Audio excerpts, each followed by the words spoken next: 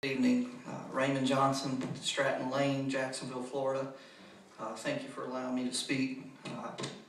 As it's known, I am a resident of Duval County, and I have not been here probably in about a year and a half since the last major, I guess you'd say, controversial moral issue was before this board. I only have 2.5 minutes left, so I want to cover about 5 points briefly.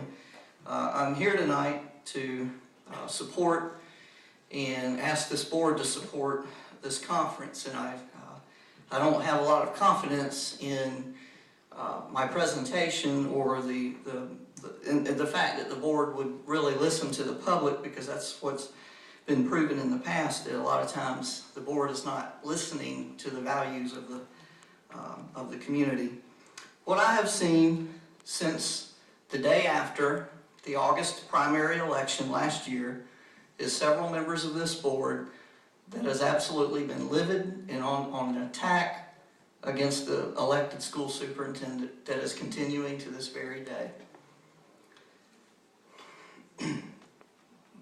And I'm sorry, I got a little nervous. There's so much going through my mind. I'm going to stick to my notes.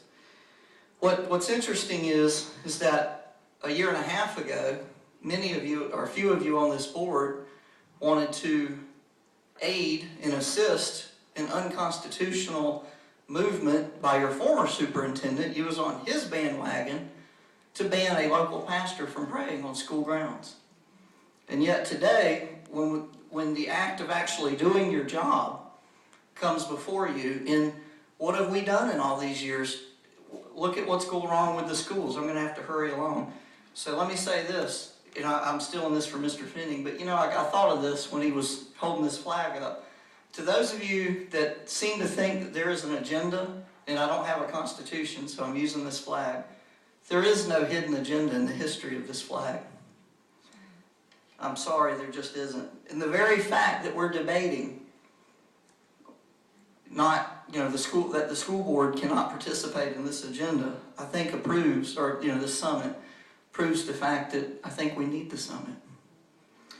I only have 30 seconds left, so I want to say I'm going to leave the board with a couple of copies of a film that I will be hosting in churches across Northeast Florida over the coming months.